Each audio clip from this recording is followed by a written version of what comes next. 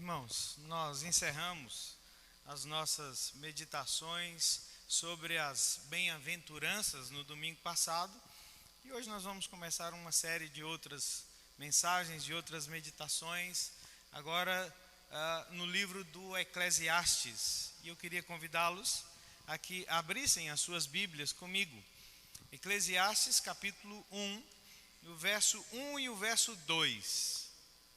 Eclesiastes, primeiro capítulo, versos 1 e 2.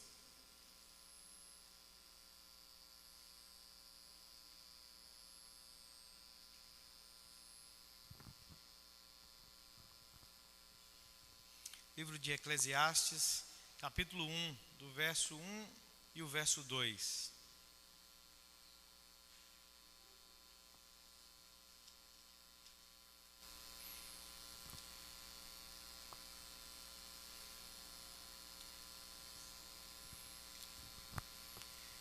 Diz assim a palavra do Senhor, palavra do pregador, filho de Davi, rei de Jerusalém. Vaidade de vaidades, diz o pregador, vaidade de vaidades, tudo é vaidade. Vamos fechar os nossos olhos, vamos orar ao Senhor. Deus, de graça e misericórdia, nós somos gratos ao Senhor pelo privilégio que o Senhor nos concede de adorar o Teu santo nome. Nós, ó Deus, com as nossas imperfeições, com as nossas limitações, estamos diante de um Deus glorioso, de um Deus eterno. E ainda assim, ao invés de nos expulsar da Sua presença, o Senhor nos recebe. E diz a Tua palavra que o Senhor habita no meio do louvor do Teu povo. Bendito seja o Teu nome por isso. Obrigado, Deus, por esse privilégio. E maior ainda, Senhor, o privilégio de saber que quando a palavra do Senhor é lida, quando a palavra do Senhor é meditada, o Senhor mesmo fala com o teu povo. Então, que privilégio, que responsabilidade para nós nessa noite. Pedimos que o Senhor abra os nossos olhos, que o Senhor ilumine, ó Deus, a nossa mente, a fim de que possamos compreender a tua palavra nessa noite. No nome de Jesus, amém. Nós estamos nesse mês de março, exatamente, fazendo um ano daquilo que mudou terrivelmente a nossa vida. Nós não podemos usar a palavra comemorar um ano, porque não há nada o que comemorar, mas estamos todos nós lidando com esse um ano de pandemia, E depois desse ano, pensando que as coisas estariam melhores, nós agora temos que lidar com o endurecimento das coisas, por conta da pandemia. E uma das coisas que me fez pensar e considerar nesse tempo todo em que nós temos lutado com o mundo, com essa pandemia, é que nós não apenas enfrentamos uma enfermidade que ainda não tem cura, que faz os seus estragos, mas nós enfrentamos as questões que essa pandemia, que esse tempo lançou sobre a nossa existência.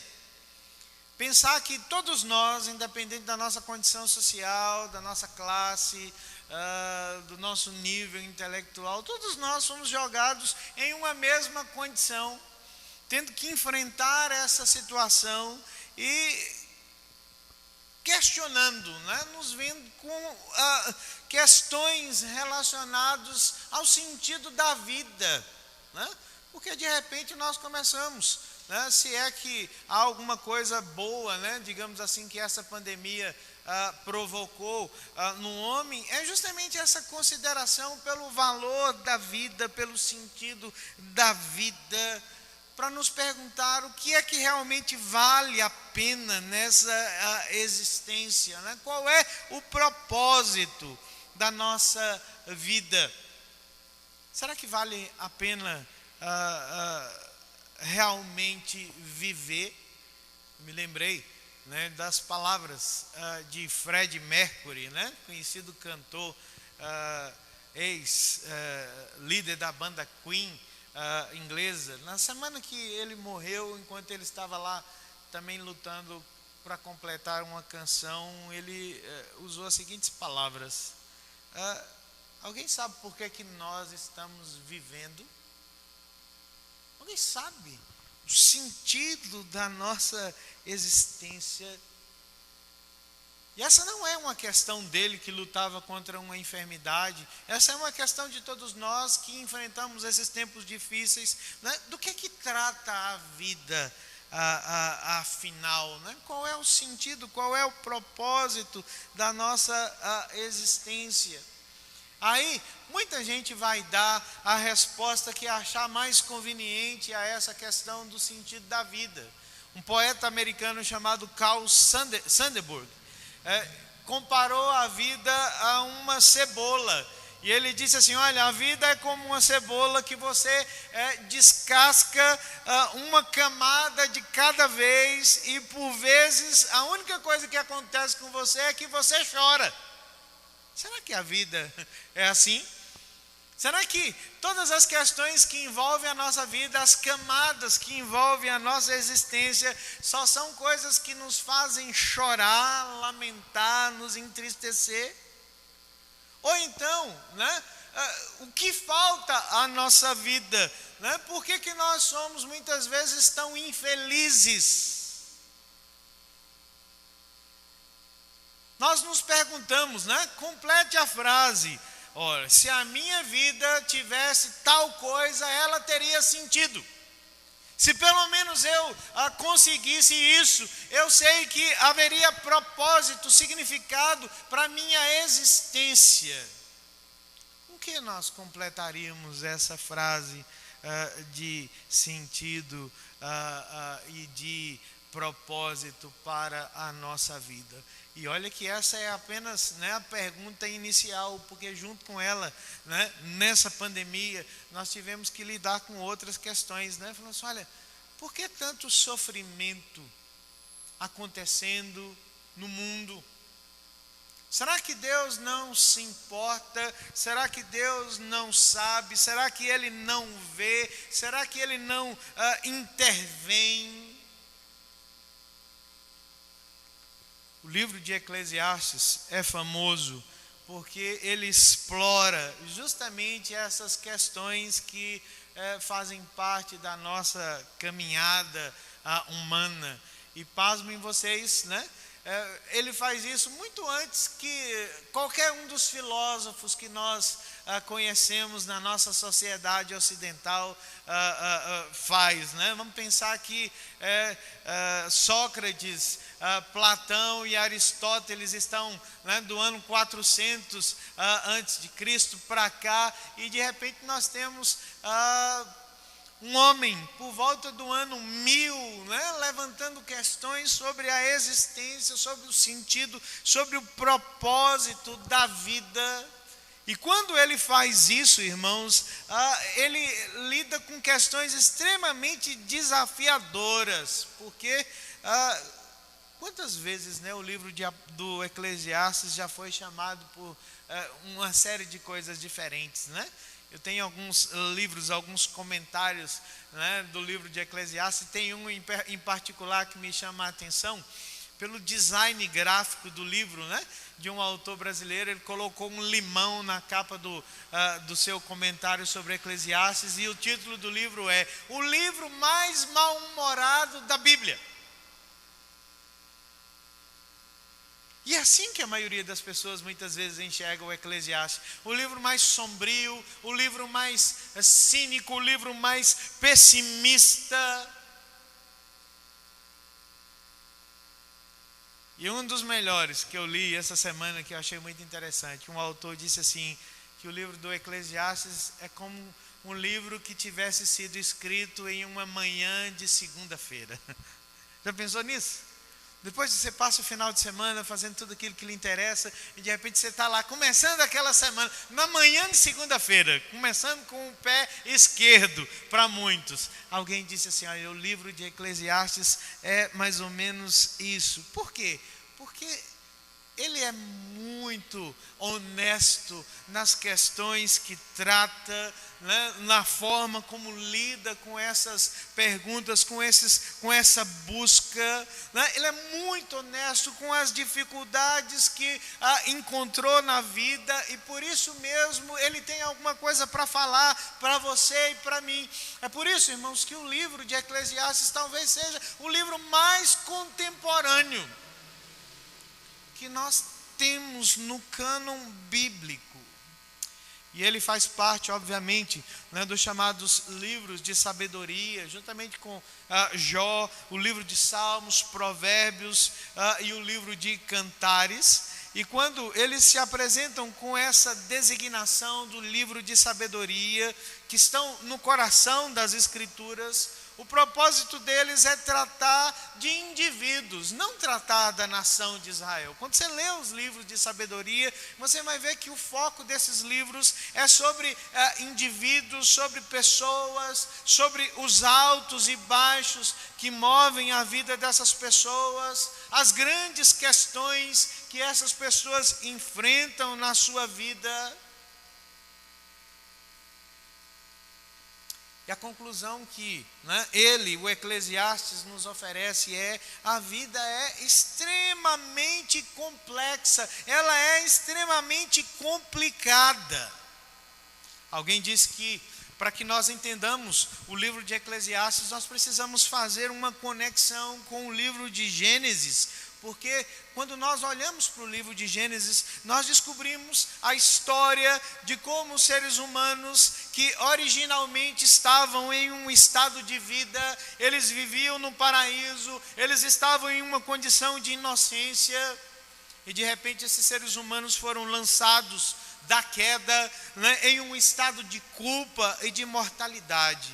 E agora o Eclesiastes mostra como essas pessoas caídas, essas pessoas que agora são fracas, que são mortais, como é que essas pessoas vão enfrentar a vida, como é que elas vão tratar da sua existência. O Eclesiastes faz reflexões, né?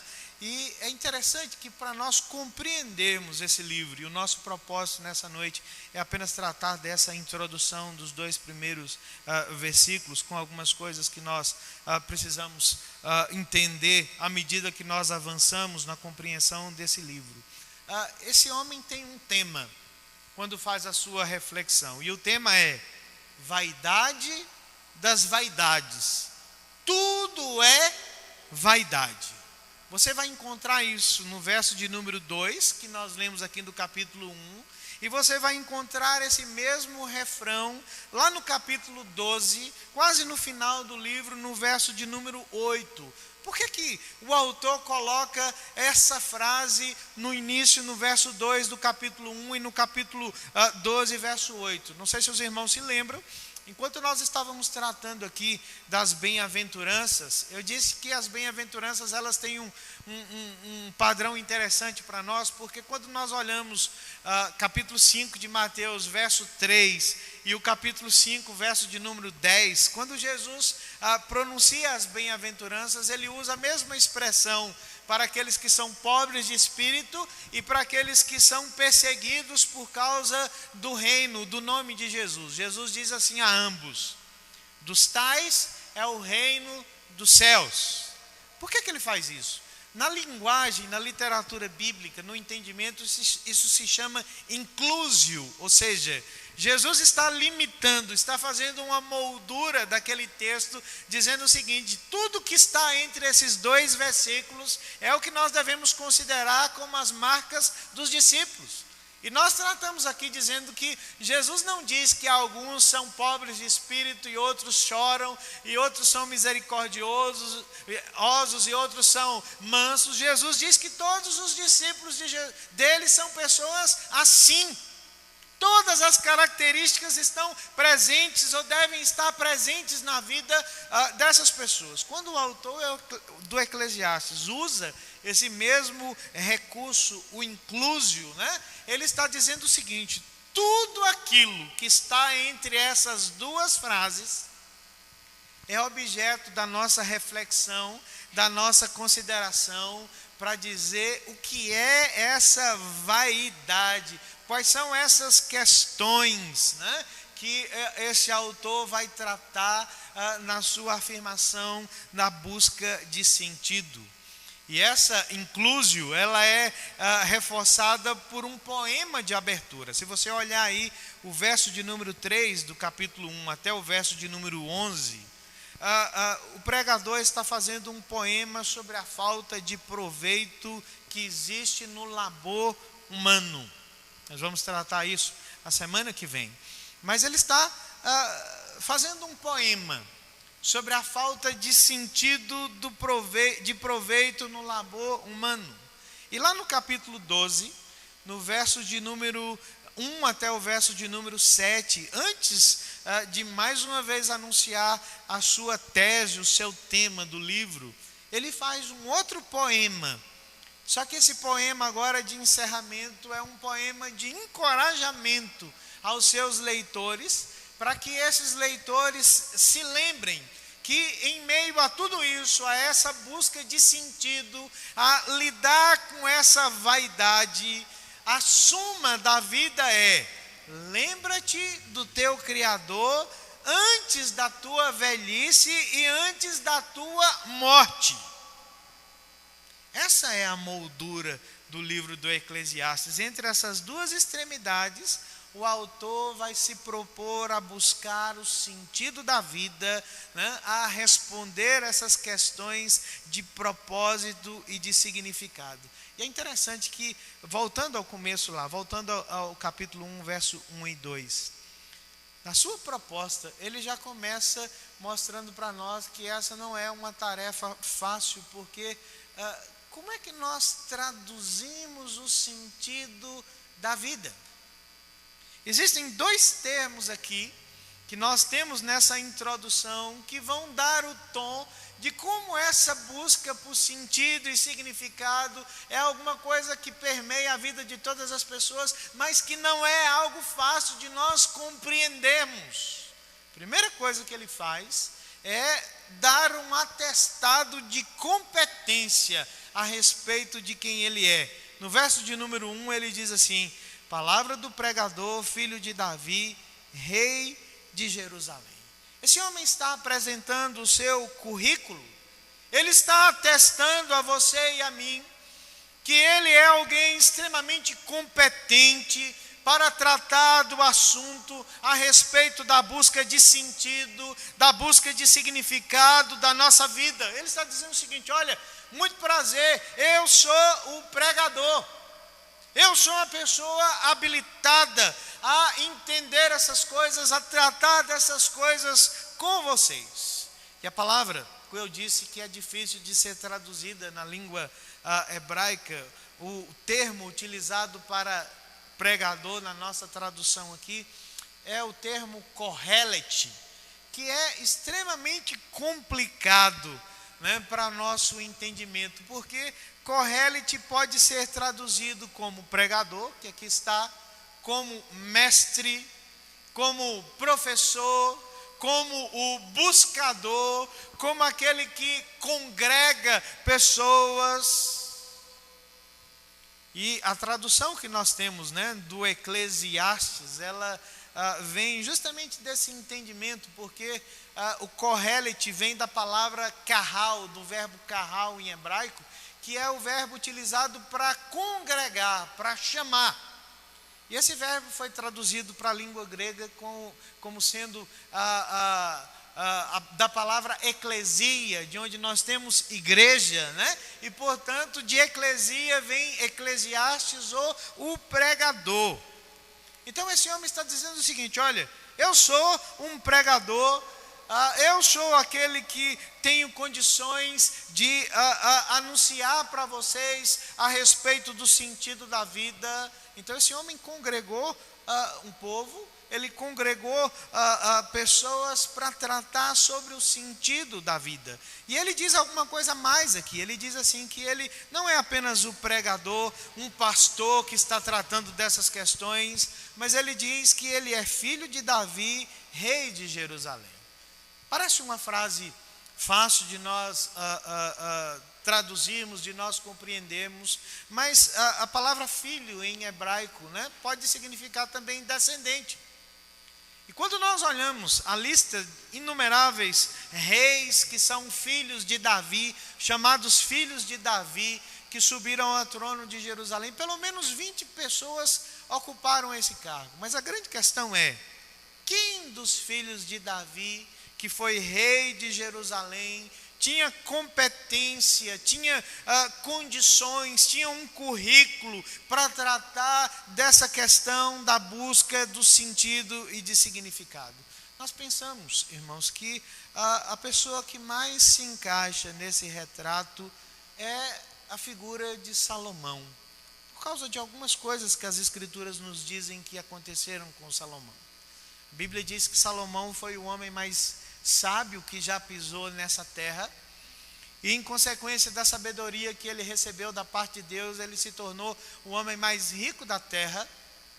Ele se tornou um homem que conheceu todos os prazeres do mundo, e entre esses prazeres está, claro, incluído o prazer da sensualidade, porque as Escrituras nos dizem que esse homem teve 1000 mulheres, que ele buscou a sabedoria, o entendimento mais do que todas as outras pessoas, que ele fez inúmeras realizações, ele construiu muita coisa. Então imagine quem é esse homem à luz dos nossos dias, né? Seria mais ou menos uma mistura. Deixa-me pensar aqui, se você pegasse o Bill Gates e o Jeff Bezos, que são os 2 homens mais ricos do mundo, e colocasse misturado, e de repente você adicionasse a essa mistura, né, uma fusão do Steve Jobs, que foi um homem extraordinário em termos de inteligência, com Stephen Hawking, né, o físico inglês que morreu tem pouco tempo. Então é uma mistura dessas coisas, e de repente você pega lá uma pitada de Hugh Hefner, que foi o fundador da Playboy.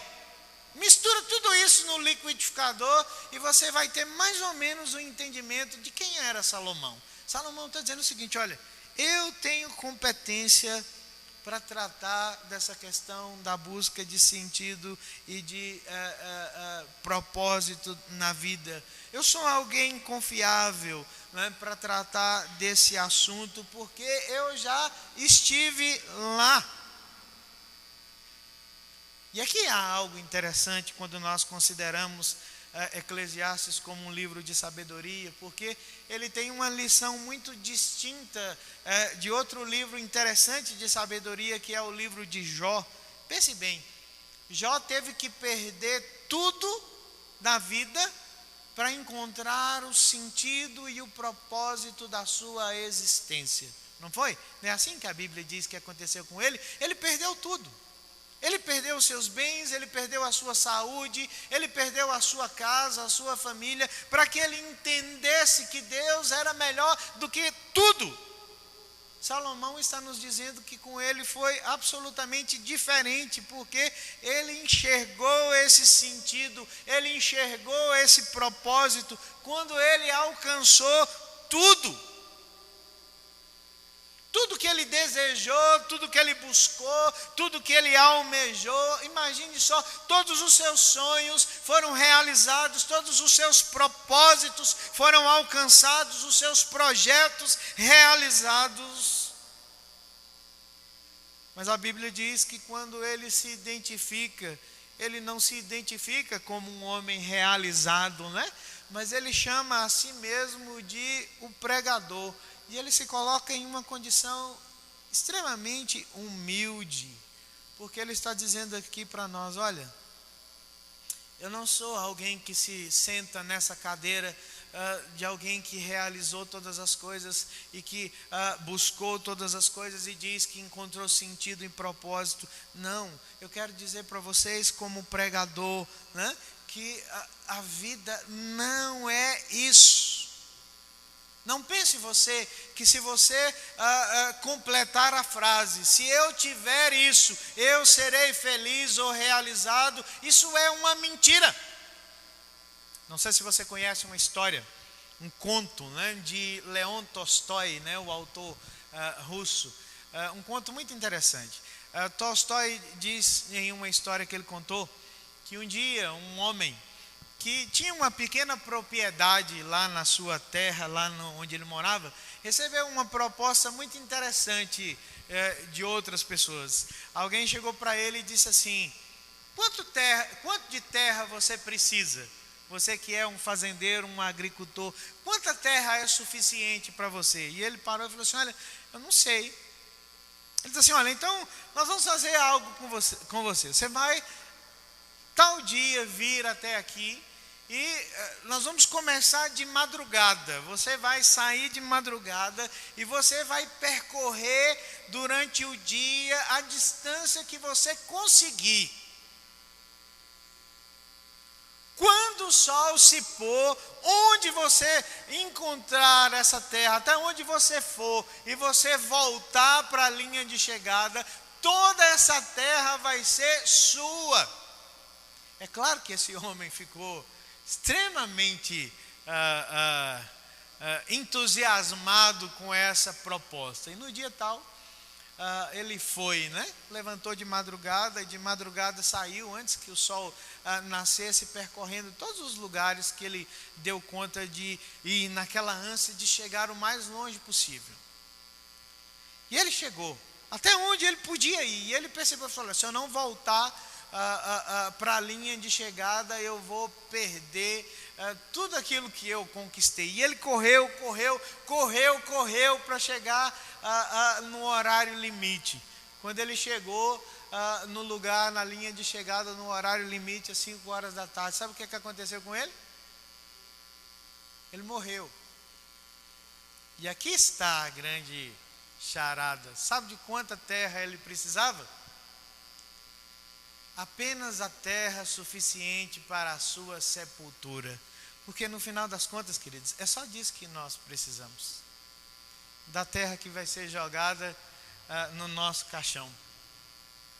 E isso se aplica a tudo, Salomão está dizendo. Não pense você que você vai precisar de mais, ou você vai encontrar sentido quando você tiver mais. Porque no final das contas, você só vai precisar de uma roupa.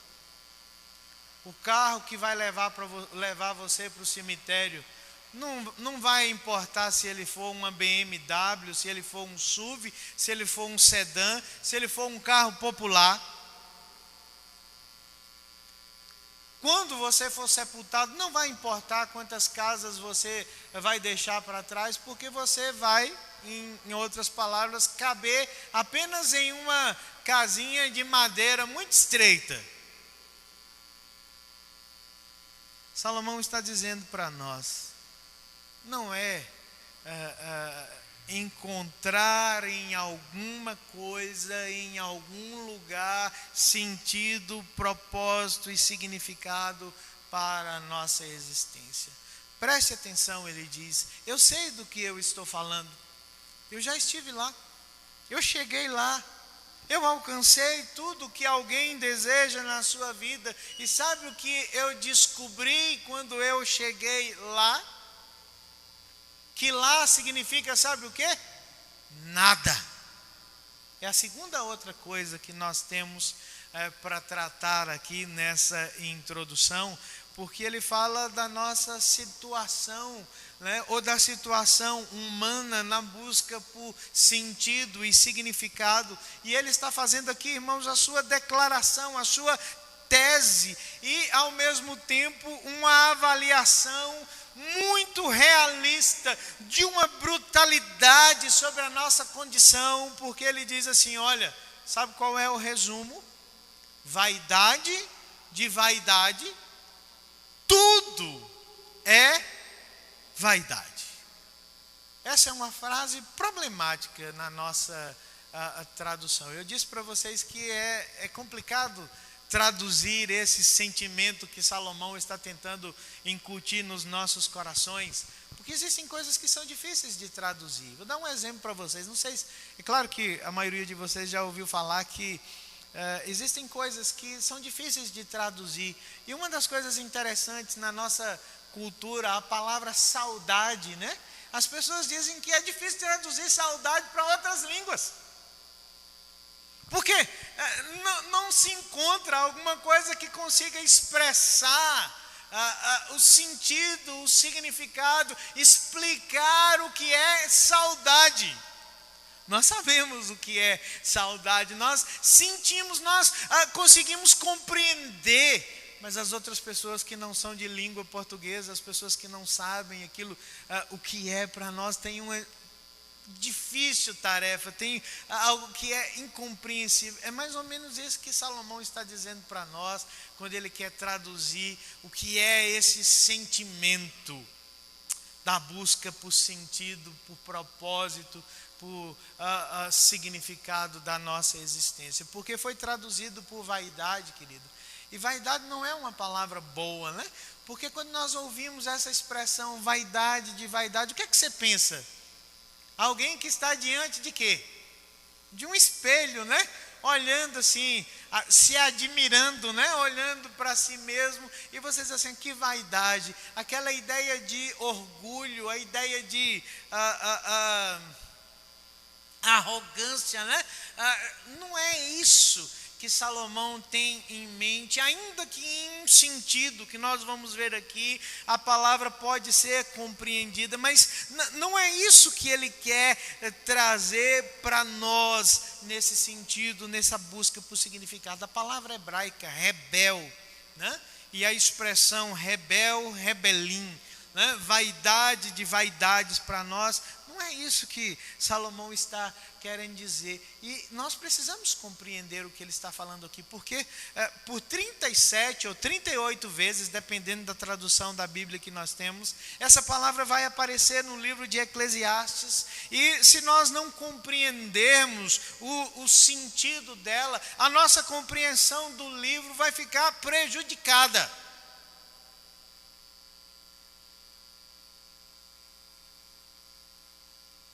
Quando Salomão fala sobre rebel, né, que nós chamamos aqui de vaidade, ele está falando sobre algo sem sentido, algo inútil.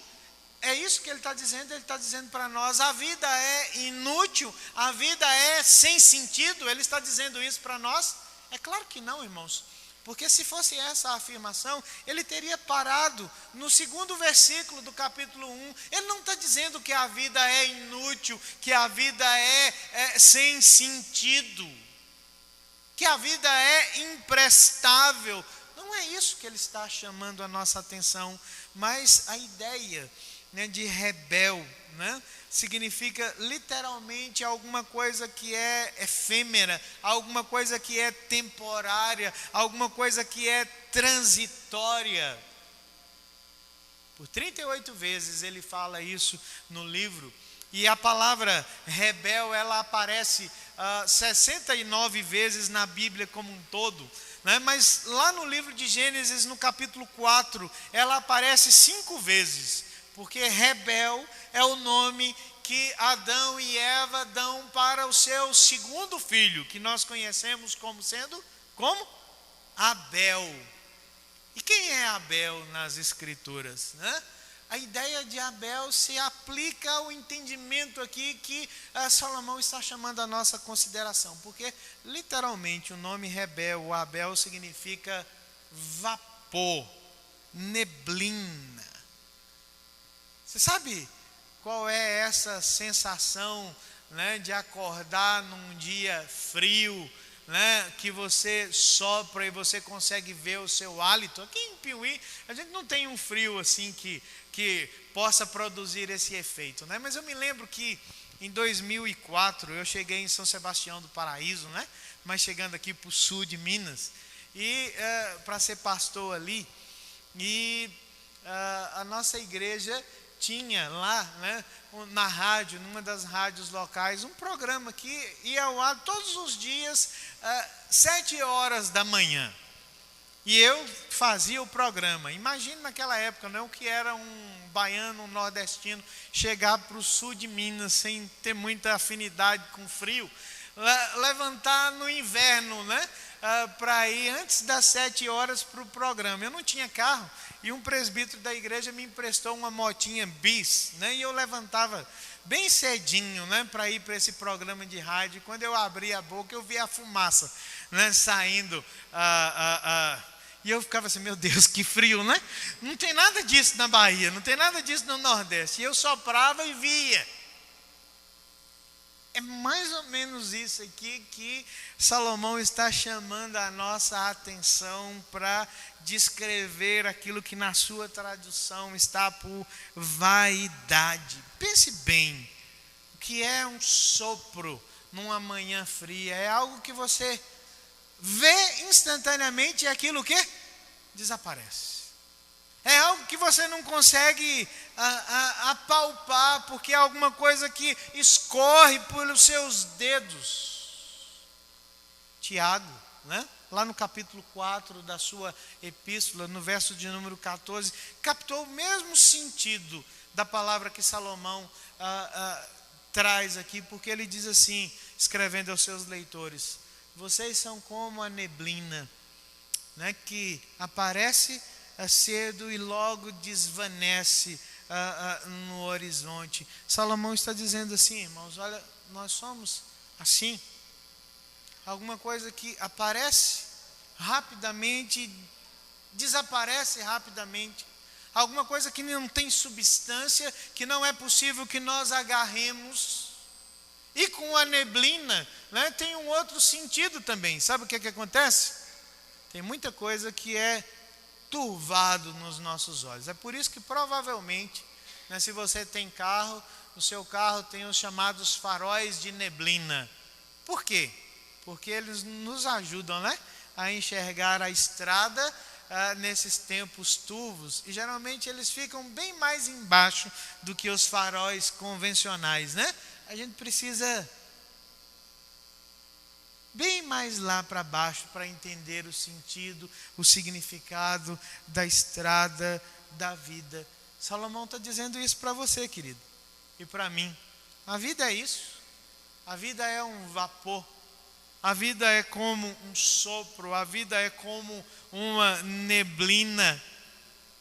É alguma coisa que aparece e desaparece rapidamente na nossa vida. Alguma coisa que nós não conseguimos agarrar, que nós não conseguimos que perdure.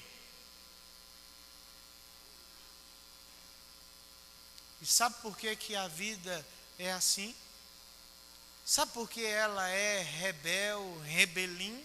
Ela é vaidade das vaidades. E ele diz assim: tudo, não são apenas alguns aspectos da nossa vida, não são apenas algumas circunstâncias da nossa vida. Ele diz, irmãos, literalmente tudo na nossa vida é desse jeito. Não se engane. A vida é frágil. A vida se vai. A vida escorre pelos nossos dedos. Nós sabemos disso, todos nós sabemos disso, mas nós negamos. Nós lutamos contra isso. E pense, Salomão está aqui usando um superlativo, né, na língua hebraica. Eles não tinham condições de dizer assim, olha, é vaporíssimo. Então ele diz que é vapor de vapores. Como outras expressões que nós lemos nas Escrituras, quando a Bíblia diz assim, o céu dos céus, o santo dos santos, ele está dizendo assim, tudo, sem exceção na nossa vida, é extremamente breve, é como um sopro, e você vê por um momento e de repente se foi. Interessante como o tempo passa, né?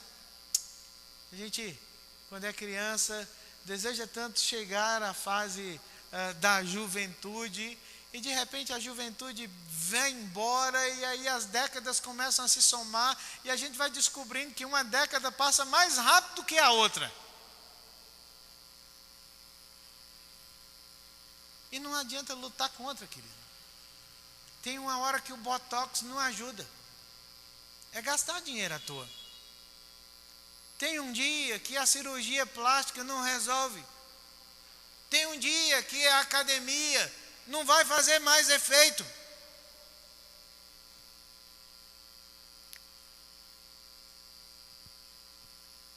Sabe por quê? Porque a vida é rebel. Talvez Abel seja essa qualificação que Salomão diz para nós. Somos como Abel, né? Aquele que apareceu, fez tudo certinho e de repente foi embora e não deixou nenhum rastro da sua existência. Por que é rebel? Por que é vaidade? Se você olhar depois, Romanos capítulo 8, verso de número 20, o apóstolo Paulo está usando a mesma palavra rebel quando ele diz assim: a criação está sujeita à vaidade, não por nossa causa, mas por causa daquele que a sujeitou, por causa do pecado e da morte.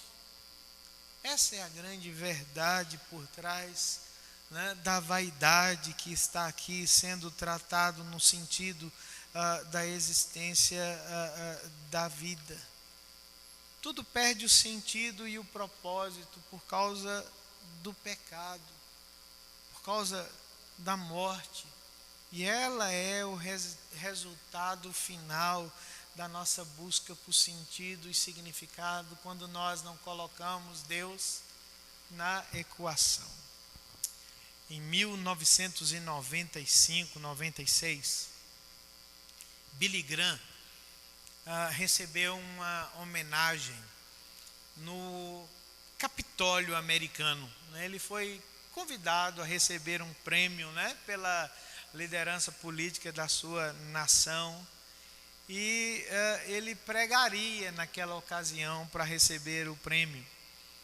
E ele disse que enquanto se preparava para pregar, ele andou por aquele prédio tão magnífico, pelos corredores, e ele viu lá que naqueles corredores haviam estátuas de pessoas, de americanos muito famosos, de americanos muito notáveis para a sua nação.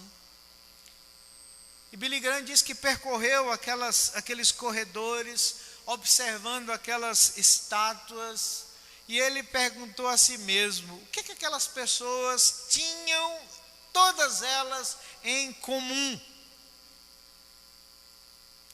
E ele levou aquela pergunta para o seu sermão naquela ocasião. No sermão ele diz assim: sabe o que todas aquelas pessoas têm em comum ali nas estátuas ali fora, e nós temos em comum com elas? É que todos nós compartilhamos do mesmo destino e do mesmo fim. Sabe qual é? A morte. O pregador tem um olhar honesto, realista, para dizer assim: olha, nesse mundo amaldiçoado por Deus, por causa do pecado, debaixo do sol, você vai ouvir essa expressão muitas vezes no livro do Eclesiastes, debaixo do sol, tudo é vaidade, vaidade de vaidades, tudo é vaidade. Esse é o destino de todos nós. Cedo ou tarde, essa é a experiência que todos nós teremos, não só da nossa morte física, mas descobrir que tudo aquilo que nós investimos a nossa vida não dura. As roupas da moda saem da moda.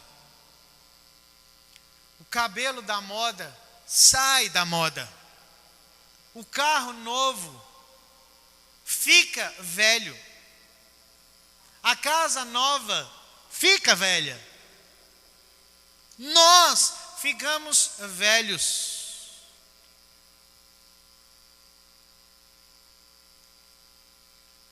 Só que o sentido, o propósito e o significado vai depender da perspectiva que nós assumirmos para a nossa existência. Sabe por que é rebel?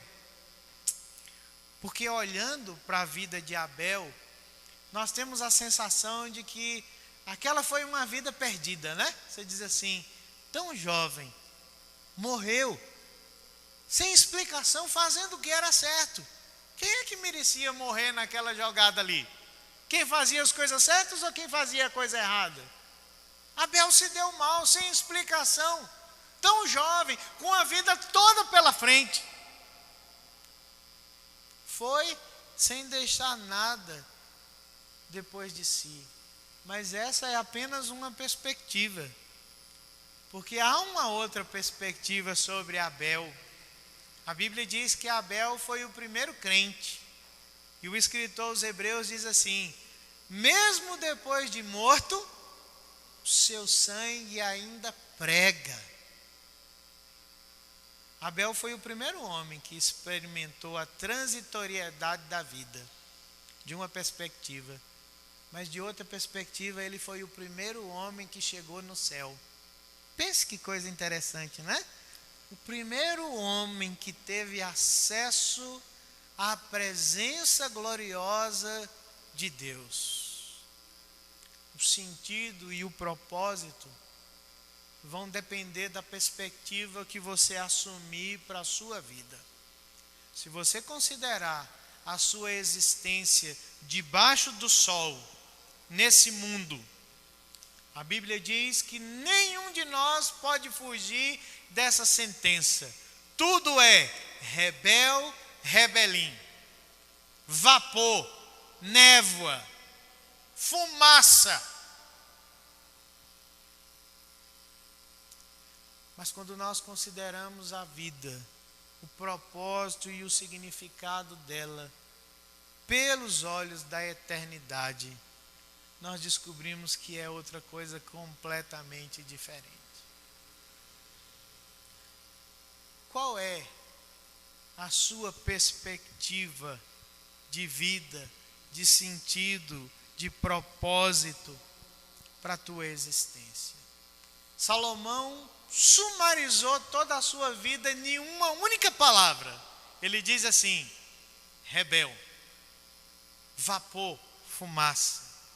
Se você fosse hoje resumir a tua vida, a tua existência, meu querido, em uma palavra sozinha,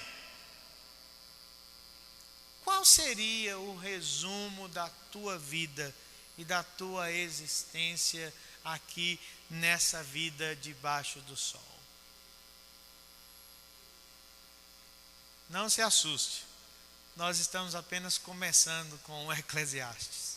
Tenha paciência com o pregador e siga junto comigo até o final, porque ele ainda tem muita coisa para nos ensinar a respeito do sentido, do propósito e do significado da vida. Vamos ficar de